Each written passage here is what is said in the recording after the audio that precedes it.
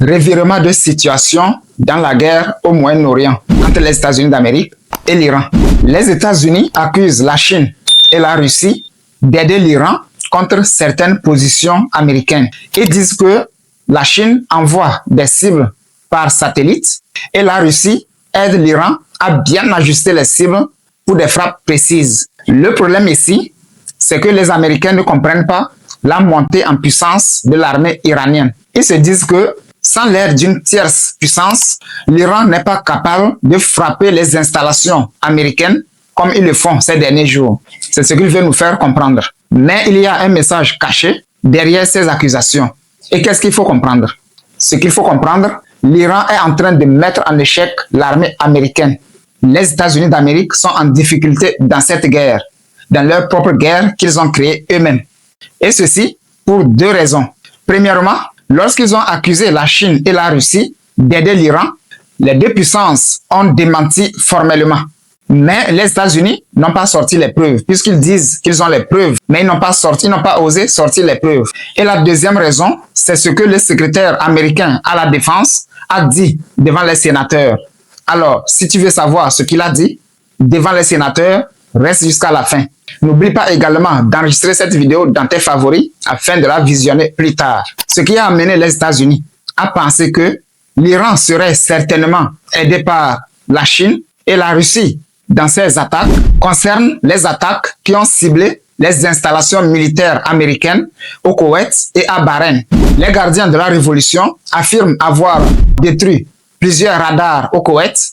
Ils ont également frappé des systèmes de défense aérienne à Bahreïn et détruit un avion de combat américain F-15 dans son hangar. C'est ces attaques qui ont fait penser aux États-Unis que certainement que l'Iran serait aidé par des puissances tierces.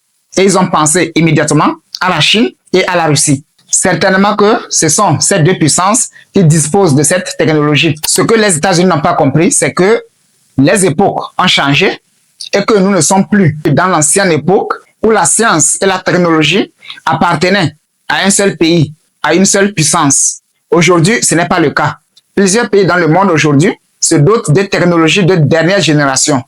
Dans la pensée américaine, lorsqu'ils ont mené des frappes intensives contre l'Iran, en réalité pour eux, l'Iran ne devrait pas réagir, puisque quand même, ils sont une grande puissance et qu'ils font peur à tout le monde. À leur grande surprise, l'Iran a répliqué. Le message qu'ils n'ont pas compris derrière cette réplique, c'est que l'Iran a analysé quand même sa force de défense.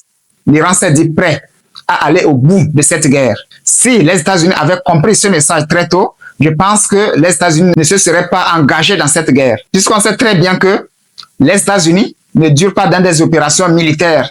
Et très souvent, ils n'encaissent pas de coups. Mais si cette fois-ci, l'Iran a riposté, ils devraient tout de suite comprendre que ces gens-là sont prêts, mais hélas, ils n'ont pas vite compris le code. Pour les États-Unis, lorsqu'ils viennent vous frapper, vous devez rester docile, ils font ce qu'ils veulent et ils retournent chez eux tranquillement. Mais à leur grande surprise, ils sont dans cette guerre jusqu'à aujourd'hui et on ne voit même pas l'issue de cette guerre. La fin ne s'annonce même pas.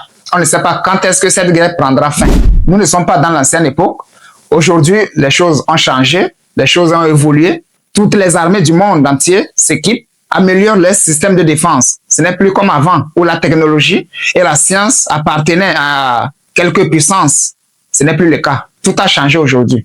Ils doivent comprendre qu'ils ne sont plus les seuls à disposer des systèmes de défense sophistiqués. Il y a plusieurs pays dans le monde qui disposent de ces systèmes. La deuxième raison que j'ai évoquée plus haut pour dire que les États-Unis sont en difficulté dans leur propre guerre concerne la pénurie de munitions.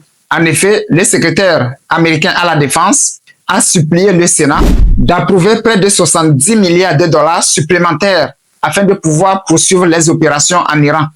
Vous-même, vous voyez, ils sont en manque de munitions. Écoutez très bien ce qu'il dit. Il qualifie ce financement d'urgent et de nécessaire. Que si cette aide n'est pas approuvée, ils feront face à des déficits critiques dans cette guerre. Que va-t-il se passer si, en fin de compte, ce financement n'a pas été approuvé par le Sénat américain? Comment vont-ils poursuivre les opérations en Iran? Donnez vos avis dans les commentaires. Si c'est ta première fois de me découvrir, n'hésite pas de t'abonner, de liker la vidéo, puis de la commenter. On se retrouve dans une nouvelle vidéo. Merci et à bientôt.